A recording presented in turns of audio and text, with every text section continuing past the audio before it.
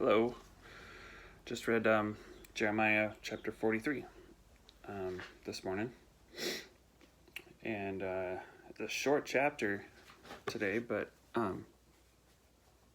it's another narrative chapter of how this remnant that I talked about yesterday, they said they were going to listen to anything that Jeremiah told them from God. And this chapter starts off with them saying, Jeremiah, you're lying. This is what they're saying. God told them, don't go to Egypt because that is, I will send someone to destroy you again, stay in Jerusalem and rebuild on my temple, on my city. And the first thing they do is accuse Jeremiah of being a liar and gather everyone up and head to Egypt.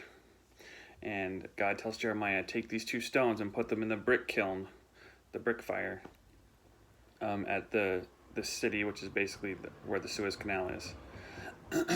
And he says, I'm going to send Nebuchadnezzar, the Babylonians, I'm going to send them to Egypt, and over these two rocks that I've hidden in the kiln, I'm going to spread his throne over the land, and he will once again take you over and kill and pillage and do all the bad stuff again. So we'll see if they listen. I don't think they will, but it's ironic that they're telling him you're a liar and then taking him with them to Egypt, because in that day, if a prophet's prophecy doesn't come true, they would stone him. So they didn't stone him at this time. And the fact that he's been alive for so long and he's had given so many prophecies accounts to how true his prophecies are. So, they know he's telling the truth, but they're rejecting the truth. Even if they don't think of it that way, that's what they're doing. They're rejecting the truth. And there's a young man that's been on my mind today, Netan, who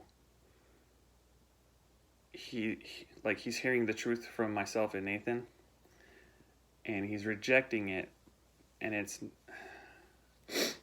not because they don't want to hear the truth, it's because they don't want to be wrong, and they want to find security, and they don't want to turn to God for security.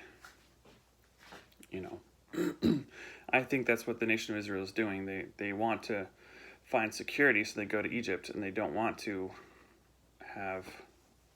they don't want to rely on God's security. He's so intangible. It's so hard to look to him without him actually being in front of you. It's faith is hard. They're not having any of it, so that's unfortunate. And then the same demons or the same pitfalls in the past come back to them. They're going to go back to their idolatry in Egypt, and God is going to have to chastise them again. Isn't that how life is? When we do our own thing, we try to rebuild on our own, or we run away, and the same kind of sinful behavior gets us again, or the same worldly destruction just comes our way again. If we're not finding our shelter in the Lord, that's what I'm seeing in this chapter. They were supposed to rebuild with the Lord, and we should do that too. We should rebuild with the Lord. We should let him turn us into a new creature instead of doing our own thing. I think that's why a lot of religions fail, and they do so much harm, because they're man-centric. They're trying to build on men to get to God, and it doesn't work that way.